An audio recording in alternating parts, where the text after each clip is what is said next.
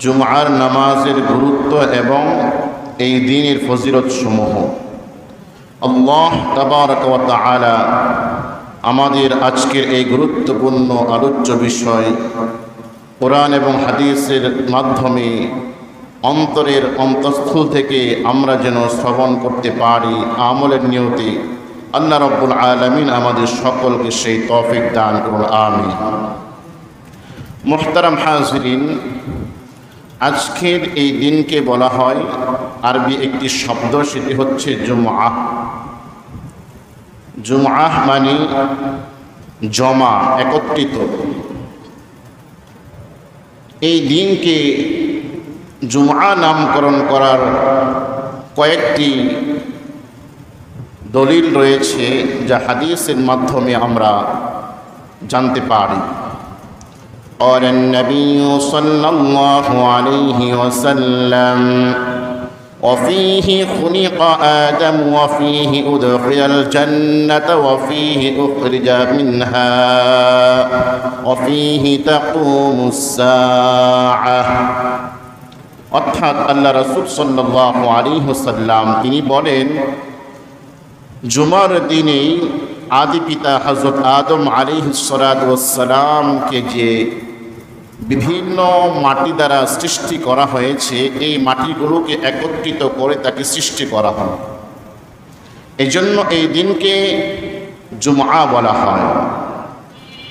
ওয়াফিহি উদখিলাল জান্নাহ, এবং এই জুমার দিনই আল্লাহ রাব্বুল আলামিন বাবা আদম আলাইহিস সালাতু ওয়াস সালামকে সৃষ্টি করার পর জান্নাতের মধ্যে প্রবেশ করান। সুবহানাল্লাহ।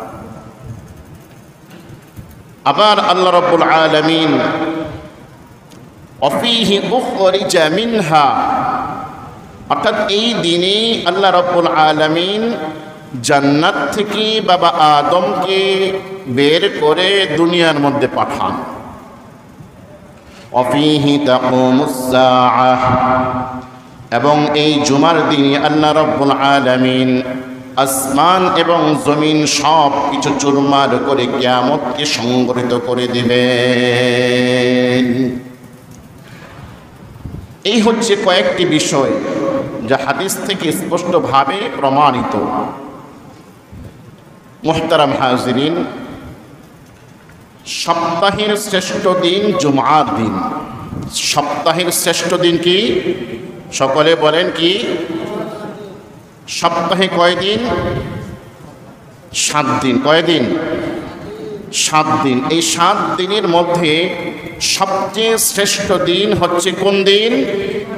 জুমার দিন। আর দিন এবং রাত শ্রেষ্ঠ কে করেছেন? বলেন তো, কে করেছেন? আল্লাহ রাব্বুল আলামিন। নবী এবং রাসূলদের মধ্যে কাউকে সর্বোচ্চ আসনে বসিয়েছেন, শ্রেষ্ঠত্ব দান করেছেন, কাউকে নিচু, এবং মানুষের মধ্যে পার্থক্য করে দিয়েছেন সম্মানের দিক দিয়ে, কাউকে সর্বোচ্চ কাউকে নিচু। এগুলো কে করেন? মহান আল্লাহ তাবারক ওয়া তাআলা করেন। তার প্রমাণ আল্লাহ রাসূল সাল্লাল্লাহু আলাইহি ওয়াসাল্লাম হাদিসের মধ্যে ইরশাদ করেন, রাব্বুকা, আল্লাহ রাসূলের হাদিসের মধ্যে তো আছে, সাথে সাথে আল্লাহ রাব্বুল আলামিন তার কুরআনুল কারীমের মধ্যেও তিনি বলেন, রাব্বুকা ইয়াখলুকু মা ইয়াশাউ ওয়া ইয়াখতার। আল্লাহ বলেন যে আপনার প্রতিপালক যাকে ইচ্ছা যেভাবে ইচ্ছা সৃষ্টি করেন, আবার যাকে ইচ্ছা সম্মানিত করেন, কাউকে নিচু করেন। ওয়াখতার, এগুলো সব কিছু আল্লাহ রাব্বুল আলামিনের ইখতিয়ার। তিনি কারোর কাছে পরামর্শের মুখাপেক্ষী নন, কারো সাহায্যের মুখাপেক্ষী নন। সাহায্যহীন, পরামর্শহীন সকল ক্ষমতার মালিককে আল্লাহ রাব্বুল আলামিন। মুহতারাম হাজিরিন, এগুলো সব কিছু মালিক আল্লাহ রাব্বুল আলামিন। কোন রাত্রকে আল্লাহ রাব্বুল আলামিন শ্রেষ্ঠত্ব দান করবেন, কোন দিবসকে আল্লাহ রাব্বুল আলামিন শ্রেষ্ঠত্ব দান করবেন, কোন নবীকে আল্লাহ রাব্বুল আলামিন শ্রেষ্ঠত্ব দান করবেন, কোন মানুষকে আল্লাহ রাব্বুল আলামিন শ্রেষ্ঠত্ব দান করবেন, সব কিছুর ইখতিয়ার কার? আল্লাহ রাব্বুল আলামিনের। মুহতারাম হাজিরিন, এবার আসুন ইসলামের ইতিহাসে সর্বপ্রথম জুমআ ও জামে মসজিদ কোনটি এবং কোথায় জুমআ অনুষ্ঠিত হয় সেগুলো আমাদের কি জানলে পরে জুমার গুরুত্ব আমাদের কাছে বৃদ্ধি পাবে। তাই এবার আসুন ইসলামের ইতিহাসে সর্বপ্রথম জুমআ কোথায় অনুষ্ঠিত হয়।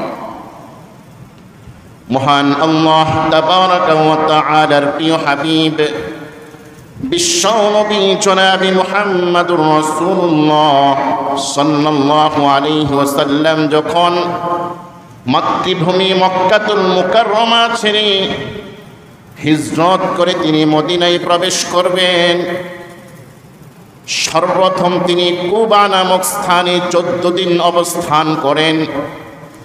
সেখানে একটি মসজিদ নির্মাণ করেন।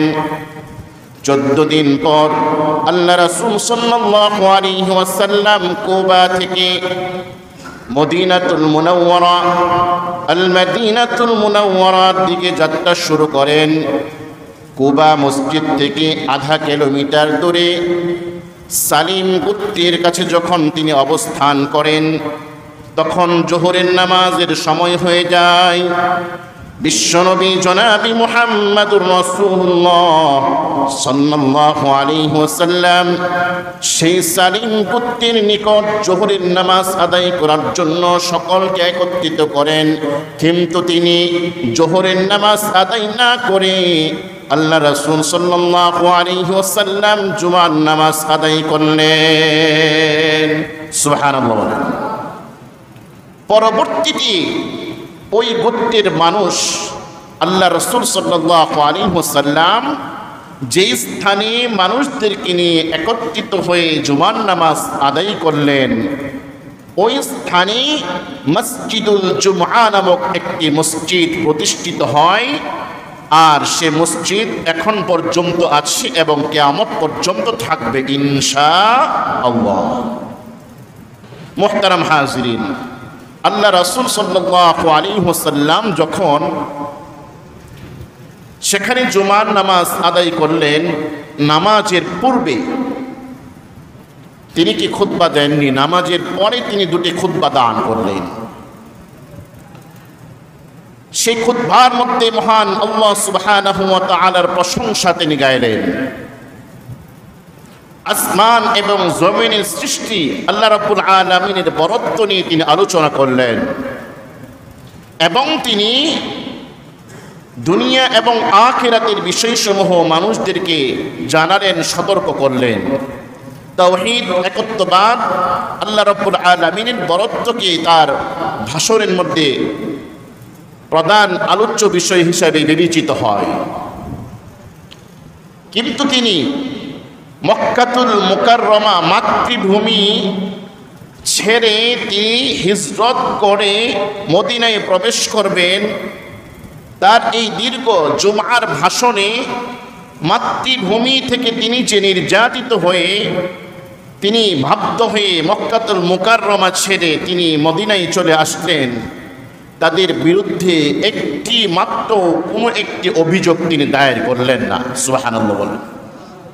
তিনি ইচ্ছা করলে তার এই দীর্ঘ ভাষণে মাতৃভূমি সম্পর্কে, মক্কাতুল মুকাররমার মানুষ সম্পর্কে তিনি অনেক আলোচনা সমালোচনা করতে পারতেন। তাকে কিভাবে নির্যাতন করা হয়েছে, কোন পদ্ধতিতে সাহাবাই কেরামকে বাধ্য করা হয়েছে মাতৃভূমি ছেড়ে, ব্যবসা বাণিজ্য ছেড়ে, পরিবার পরিজনকে ছেড়ে ঈমানকে বাঁচানোর জন্য সাহাবাই কেরাম হিজরত করেছে। যাদেরকে নির্যাতন করা হয়েছে, যারা নির্যাতন করেছে, তাদের সম্পর্কে একটি বাক্যও তিনি তার ভাষণে আলোচনার মধ্যে আনলেন না। তার মানে স্পষ্টভাবে প্রমাণিত হলো মহান আল্লাহ সুবহানাহু ওয়া তাআলার প্রিয় হাবিব তিনি সমালোচক নন, তিনি গীবতকারী নন, তিনি সকল মানুষের হেদায়েতের কাণ্ডারি ছিলেন তিনি। এজন্য মহান আল্লাহ সুবহানাহু ওয়া তাআলা তাকে চরিত্রের সার্টিফিকেট দান করতেছেন, ওয়া ইন্নাকা লাআলা খুলুকিন আযীম।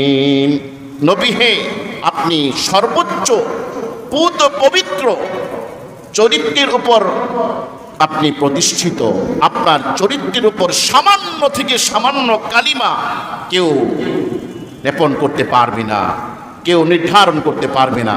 সুতরাং আপনার চেয়ে সর্ব উত্তম চরিত্রের অধিকারী আগেও কেউ ছিল না, এখনো নেই, কিয়ামত পর্যন্ত কেউ আসবে না। বলেন সুবহানাল্লাহ। মুহতারাম হাজিরিন, এই হচ্ছে জুমআর মসজিদের ইতিহাস এবং জুমআর নামাজ।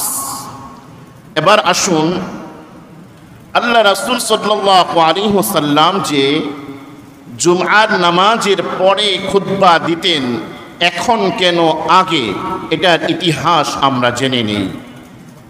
মুহতারাম হাজিরিন, আল্লাহ রাসূল সাল্লাল্লাহু আলাইহি ওয়াসাল্লাম যখন মসজিদে নববীর প্রতিষ্ঠিত হওয়ার পর কোনো এক জুমার দিন মসজিদের নামাজের পরে খুতবা দান করতেছিলেন, নামাজের পর খুতবা দিচ্ছিলেন। তখন বাহিরে বিদেশ থেকে কিছু বণিক ব্যবসায়ী কিছু মাল নিয়ে যখন মসজিদ নববীর আঙিনায়, চত্বরে, মাঠের মধ্যে একত্রিত হলো এবং তারা বিশেষ একটি ঘণ্টা কিংবা ঢোল বাজাচ্ছিল যে আমরা বিদেশ থেকে ব্যবসায়িক বণিক দল এসেছি, আপনাদেরকে এই জানান দিচ্ছি যে আমাদের কাছে কিছু মাল আছে, আপনারা আমাদের কাছে চলে আসুন, জমায়েত হন, আমাদের মালগুলোকে দেখে ক্রয় করুন। মসজিদে নববীর মধ্যে বিশ্বনবী জনাবে মুহাম্মদুর রাসূলুল্লাহ সাল্লাল্লাহু আলাইহি ওয়াসাল্লাম এর সামনে থেকে কিছু সাহাবায়ে কেরাম খুতবা চলাকালীন অবস্থায় 12 জন সাহাবী ব্যতীত সমস্ত সাহাবীরা ওই ব্যবসায়িক বণিক দলের কাছে মাল দেখার জন্য কিংবা ব্যবসায়ীদের সাথে আলোচনা করার জন্য বের হয়ে আসে। তৎক্ষণাৎ মহান আল্লাহ সুবহানাহু ওয়া তাআলা তার প্রিয় হাবিব বিশ্বনবী জনাবে মুহাম্মদুর রাসূলুল্লাহ সাল্লাল্লাহু আলাইহি ওয়াসাল্লামের উপর সূরাতুল জুমার এই ঐতিহাসিক এই সুন্দর আয়াতটি নাযিল করে ইমামদারদেরকে সতর্ক করতেছেন। আল্লাহ রাব্বুল আলামিন ইরশাদ করেন, আউযু বিল্লাহি মিনাশ শাইতানির রাজীম। يا أيها الذين آمنوا إذا نودي للصلاة من يوم الجمعة فاسعوا إلى ذكر الله وذروا البيع ذلكم خير لكم إن كنتم تعلمون। আল্লাহ রাব্বুল আলামিন এই আয়াত নাজিল করে আল্লাহ রাব্বুল আলামিন কিয়ামত পর্যন্ত সকল ইমামদারদেরকে জুমআর নামাজ সম্পর্কে সতর্ক করতেছেন। এই আয়াতের অর্থ হচ্ছে আল্লাহ রাব্বুল আলামিন ইরশাদ করেন, হে ইমামদারেরা, ইয়া আইয়ুহাল্লাযীনা আমানু ইযা নুদিয়া লিস-সালাতি মিন ইয়াউমিল জুমআহ, জুমার দিন যখন মসজিদের মধ্যে আহ্বান করা হয় আযানের মাধ্যমে জুমার নামাজের জন্য, ইযা নুদিয়া লিস-সালাতি মিন ইয়াউমিল জুমআহ, এখন তোমাদের কাজ হচ্ছে আযান শোনার পর ফাসআউ ইলা যিকরিল্লাহ আই লিসালাতিল্লাহ, অর্থাৎ তোমরা নামাজের জন্য অতি দ্রুত প্রস্তুতি গ্রহণ করে মসজিদে গমন করো। ইযা নুদিয়া লিস-সালাতি মিন ইয়াউমিল জুমআহ, যখন আযান দেওয়া হয় তোমরা প্রস্তুতি গ্রহণ করো নামাজের জন্য। ফাসআউ ইলা যিকরিল্লাহ, আল্লাহর স্মরণে তোমরা নামাজের জন্য মসজিদে চলে যাও। إذا نودي للصلاة من يوم الجمعة فاسعوا إلى ذكر الله আর কি করো ওয়াদারুল বাই'আ তোমরা সমস্ত ব্যবসা বাণিজ্য স্টপ করে দাও। যখন মসজিদের মধ্যে আজান হয় মাইকের মধ্যে, তখন প্রত্যেকটা ইমামদার মুমিনের উচিত হচ্ছে আজান দিয়েছে তো যেই অবস্থায় আছে ওই ইমামদার, সেই অবস্থায় তার সমস্ত কিছু স্টপ করে একমাত্র নামাজের জন্য প্রস্তুতি গ্রহণ করা। ওয়াদারুল বাই'আ কি? ওয়াদারুল বাই'আ মানে বেচা কিনি স্টপ, চাকরি স্টপ, যে যে কাজ করতেছে সমস্ত কিছু স্টপ, বন্ধ করে দিতে হবে। আল্লাহ রাব্বুল আলামিনের হুকুম এটা। তখন কি হবে? ওয়াদারুল বাই'আ এই কাজটা, এটার উপর আমল করলে কি হবে? জুমার নামাজ আদায় করলে পরে কি হবে? আল্লাহ রাব্বুল আলামিন বলেন, যালিকুম খায়রুল লাকুম ইন কুনতুম তা'লামুন। এই কাজটা যদি তোমরা করতে পারো এটা তোমাদের জন্য অতি উত্তম। খায়রুল লাকুম ইন কুনতুম তা'লামুন, যদি তোমরা বুঝতে পারো, যদি তোমরা জানতে পারো।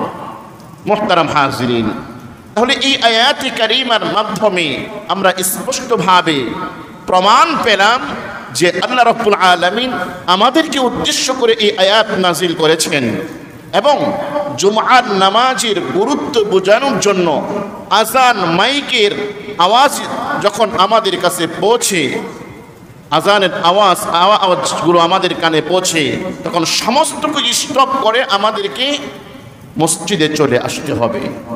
যদি না করা হয়, অন্য কাজ করা হয়, সেই কাজগুলো বৈধ হবে না, গুনাহ হবে দুনিয়ার কাজ করলে আজান দেওয়ার পর, বিশেষ করে জুমার নামাজের আজান। মুহতারাম হাজিরিন, এই আয়াত নাজিল হওয়ার পর আল্লাহ রাসূল সাল্লাল্লাহু আলাইহি ওয়াসাল্লাম জুমার নামাজের পর যে খুতবা হতো, এই খুতবাটা তিনি মুকদ্দম করেন, অর্থাৎ নামাজের পূর্বে তিনি খুতবা দান করেন। সেখান থেকে শুরু কিয়ামত পর্যন্ত সকল খতিবদের জন্য, ইমামের জন্য, যারা জুমার নামাজ পড়াবেন তাদের জন্য আবশ্যক হলো এই জুমার খুতবা জুমার নামাজের পূর্বে দেওয়া। কেন?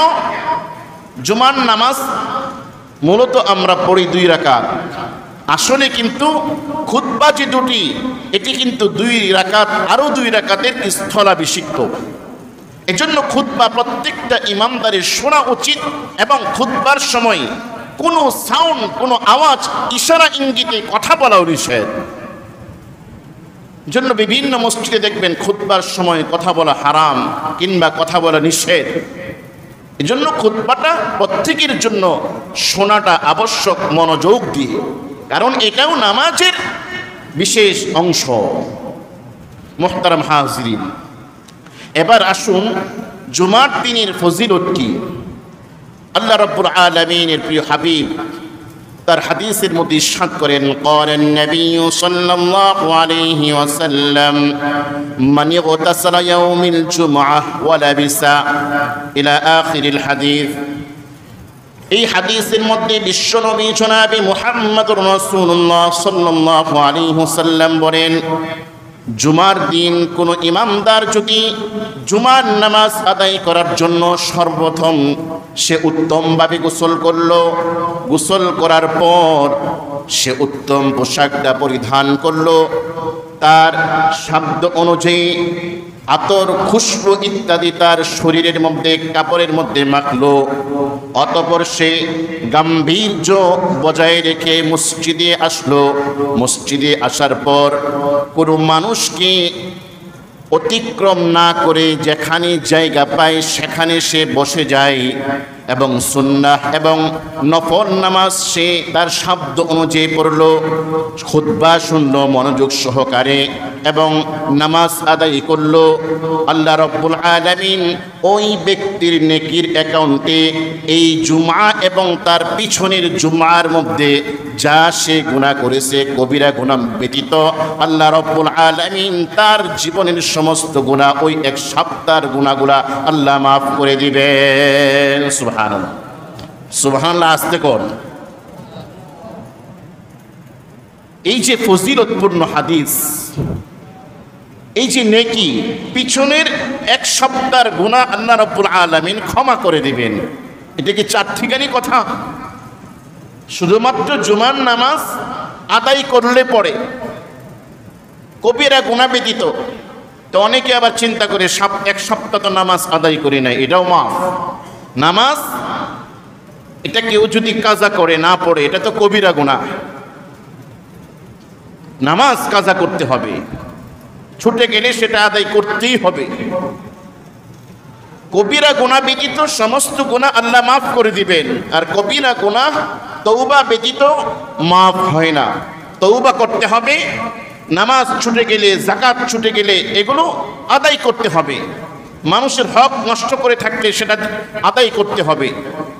এভাবে শিরিক করে থাকলে চূড়ান্ত পর্যায়ে আল্লাহ রাব্বুল আলামিনের কাছে তওবা করতে হবে। কবিরা গুনাহ ব্যতীত আল্লাহ সমস্ত গুনাহ মাফ করে দিবেন এই এক সপ্তাহের মধ্যে। মুহতারাম হাজিরিন, এই হচ্ছে জুমার নামাজের ফজিলত। এবার আসুন জুমার নামাজে আগমনকারী স্তরটি। এই যে আপনারা আসেন মসজিদের মধ্যে, আগমন করার স্তরও রয়েছে। কি স্তর? আল্লাহ রাসূল সাল্লাল্লাহু আলাইহি ওয়াসাল্লাম এটাও হাদিসের মধ্যে ইরশাদ করেন, ক্বালান নবিয়্যু সাল্লাল্লাহু আলাইহি ওয়াসাল্লাম ইযা কানা ইয়াউমুল জুমআহ। এই হাদিসের মধ্যে দীর্ঘ হাদিস। এই হাদিসের মধ্যে আল্লাহ রাসূল সাল্লাল্লাহু আলাইহি ওয়াসাল্লাম বলেন, জুমআর নামাজ এর সময় যখন হয়ে যায়, তারপর থেকে কেউ যদি সর্বপ্রথম মসজিদের মধ্যে প্রবেশ করে, তখন মসজিদের মধ্যে দুজন ফেরেশতা ডায়েরি এবং কলম নিয়ে দাঁড়িয়ে থাকেন। স্পষ্ট হাদিস। সর্বপ্রথম মসজিদের মধ্যে যে প্রবেশ করে একমাত্র জুমার নামাজ আদায় করার জন্য, সেই ব্যক্তির নেকির অ্যাকাউন্টে আল্লাহ রাব্বুল আলামিন একটি উট কুরবানি করার ফজিলত দান করেন। সুবহানাল্লাহ। দুই নম্বরে যে ব্যক্তি একমাত্র জুমার নামাজ আদায় করার জন্য মসজিদের মধ্যে প্রবেশ করে, ওই শ্রেণীর ব্যক্তির জন্য ওই ফেরেশতারা লিখেন এই ব্যক্তি 2 নম্বরে প্রবেশ করেছে। আল্লাহর প্রিয় হাবিব বলেন, আল্লাহ রাব্বুল আলামিন ওই ব্যক্তির নেকির অ্যাকাউন্টে কি করেন? একটি গরু কুরবানি করার সওয়াব দান করেন। সুবহানাল্লাহ। 3 নম্বরে যে ব্যক্তি একমাত্র জামে মসজিদে জুমার নামাজ আদায় করার জন্য যে ব্যক্তি প্রবেশ করলো, ফেরেশতারা ওই ব্যক্তির নাম লেখেন 3 নম্বর পজিশন।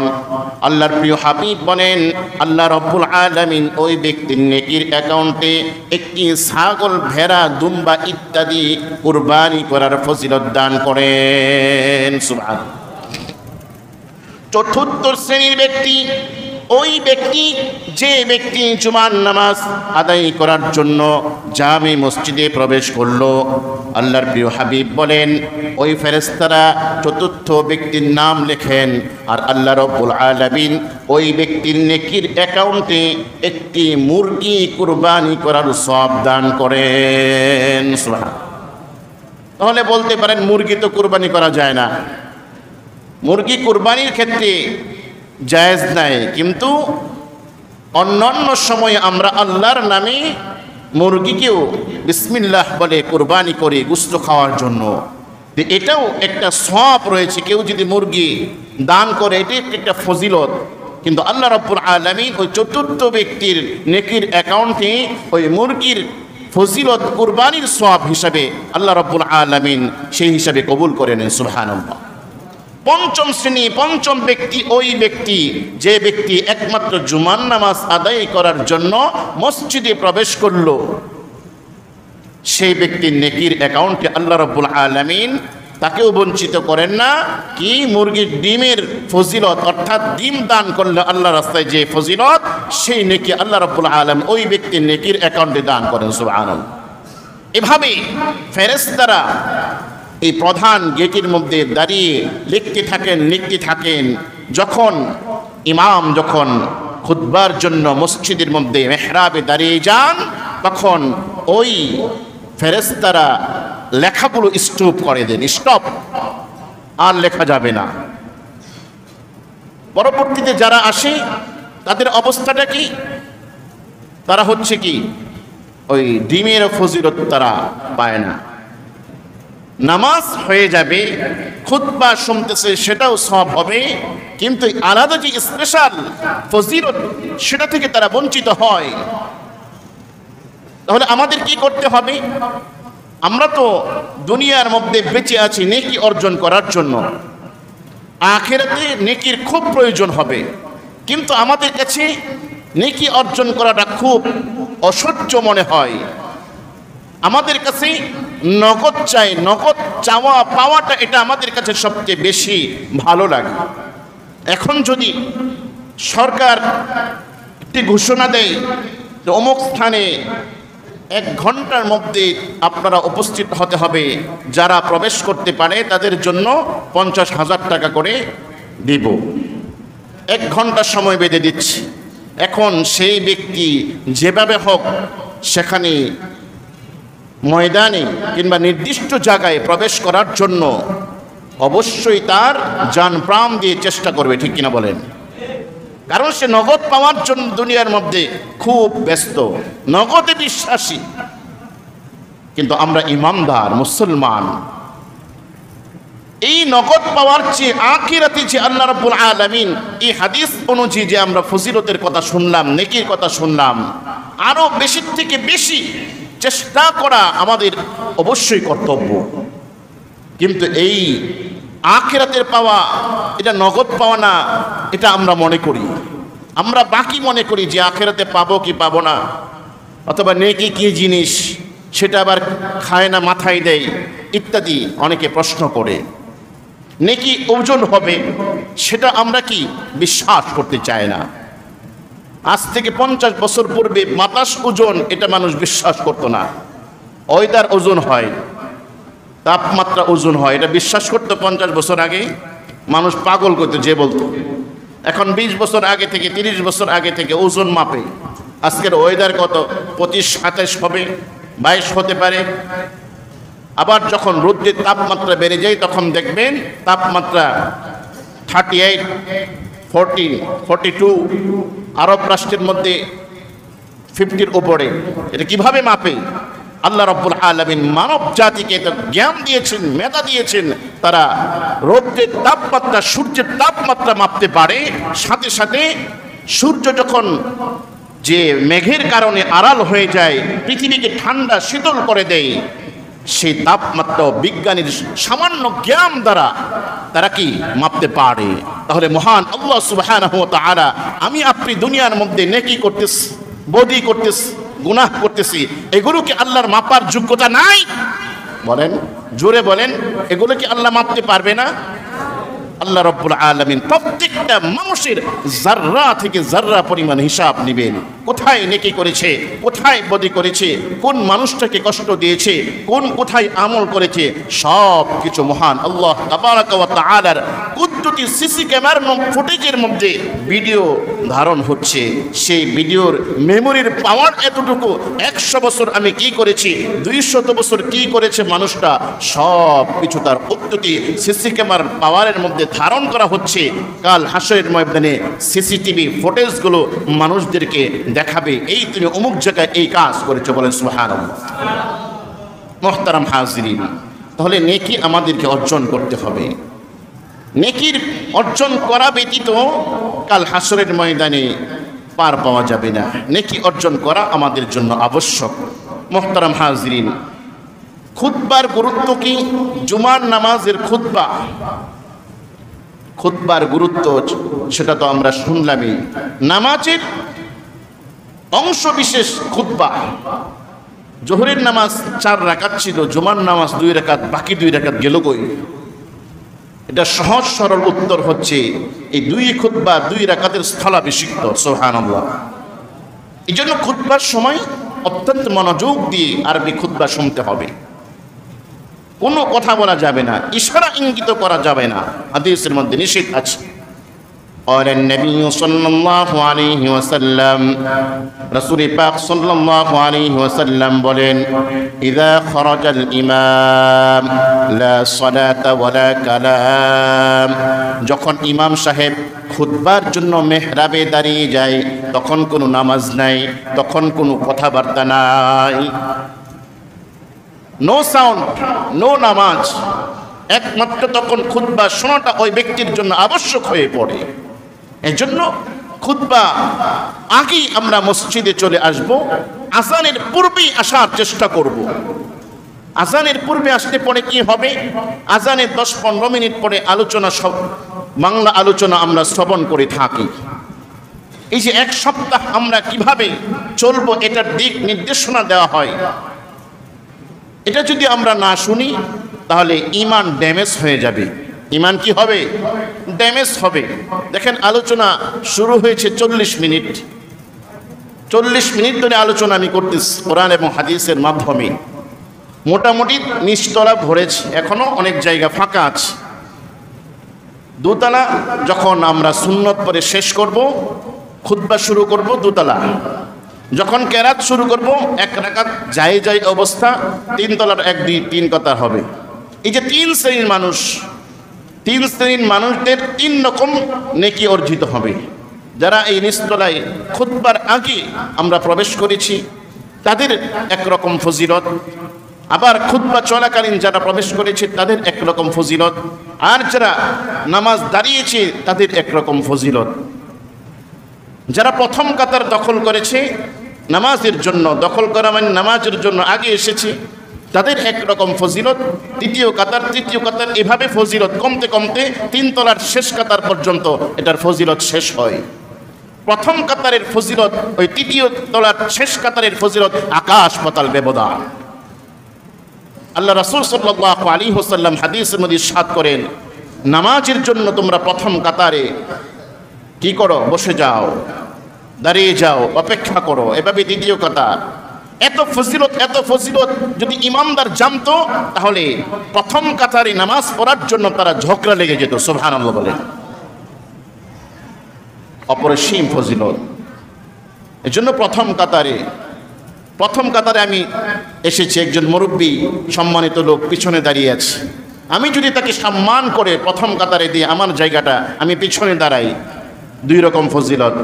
প্রথম কাতারে আমি নামাজ না পড়ে তারপরেও প্রথম কাতারে নামাজ পড়ার মতো ফজিলত পেলাম, ওই ব্যক্তিকে আমি সম্মান করে সামনে দিলাম, এই আরেক রকম ফজিলত আমি পেলাম। সুবহানাল্লাহ। শুধু নেকি আর নেকি, দুনিয়াটাই হচ্ছে নেকি কামাই করার সহজ রাস্তা, সহজ রাস্তা। মুহতারাম হাজিরিন, এই জন্য আমরা এই দুনিয়ার মধ্যে নেকি অর্জন করব। চোখ বন্ধ হয়ে গেলে কোনো ফায়দা নাই। একজন মানুষ বেঁচে আছে, তার কোটি কোটি টাকা, সে ইচ্ছা করলে যে কাউকে তার কোটি টাকা দান করতে পারবে। তার অমুক ফ্ল্যাট অমুক ব্যক্তির নামে, অমুক জায়গা অমুক ব্যক্তির নামে। যখন আপনি বলেন চোখটা যখন বন্ধ হয়ে যাবে, তখন তার হাত যদি নিয়ে কলম দিয়ে লিখতে থাকা আরেকজন, এটার কোনো ভ্যালু আছে? ভ্যালু আছে? বুঝেন কথা। মৃত ব্যক্তি, সে অন্যের সাহায্য নিয়ে সে দলিলের মধ্যে স্বাক্ষর করলো কিংবা দিয়ে দিল, এটার কোনো ভ্যালু নেই।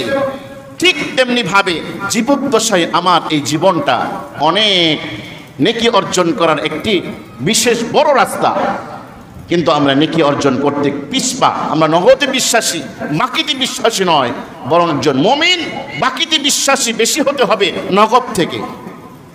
আল্লাহ আমাদের সকলকে তৌফিক দান করুন, আমিন। মুহতারাম হাজিরিন, 2 আজান আমরা জুমার নামাজে শুনি, প্রথম আজান, দ্বিতীয় আজান। দ্বিতীয় আজান প্রতিষ্ঠিত করেন, এটার সূচনা করেন হযরত উসমান রাদিয়াল্লাহু তাআলা আনহু। আল্লাহ রাসূলের জামানায় ছিল না, সিদ্দিক আকবর এবং ওমর ফারুক রাদিয়াল্লাহু তাআলা আনহুর জামানার মধ্যেও ছিল না। এটা আবিষ্কার এবং সূচনা করেন কোত্থেকে? যে আল্লাহ রাসূল সাল্লাল্লাহু আলাইহি ওয়াসাল্লামের অন্যতম সাহাবী হযরত উসমান রাদিয়াল্লাহু তাআলা আনহু যখন খেলাফতের দায়িত্বে তিনি অর্পিত হন, তখন দেখলেন মানুষের ভিড়, ব্যবসা বাণিজ্য। প্রথম আজানের পর খুতবা যখন দাঁড়িয়ে যায়, তখন কি মানুষ আসতে খুব লেট হয়ে যায়। আর আজানের আওয়াজটা এত উচ্চ ছিল না, সে যুগে মাইক ছিল না যে তারা দ্রুততার সাথে আসবে, এবং ঘড়িও ছিল না যে ঘড়ি দেখে তারা সঠিক সময়ে মসজিদে আসবে। প্রথম আজান দিয়ে দিত, সাথে সাথে খুতবার জন্য দাঁড়িয়ে যেত আল্লাহ রাসূলের জমানা থেকে উসমান রাদিয়াল্লাহু তাআলা আনহু জমানা পর্যন্ত। উসমান রাদিয়াল্লাহু তাআলা আনহু এই সমস্ত কিছু বিবেচনা করে এবং ফাসআউ ইলা যিকরিল্লাহি ওয়া যারুল বাই' এই আয়াতের উপর তিনি কি বিশ্লেষণ করে, ইজতিহাদ করে তিনি কি দ্বিতীয় আজানের প্রচলন ঘটান। অর্থাৎ প্রথম আজান দিবে, লোকজন আসবে, কিছু আলোচনা হতে পারে, আর দ্বিতীয় আজান দিবে, দ্বিতীয় আজানের পরই খুতবার জন্য দাঁড়িয়ে যাবে।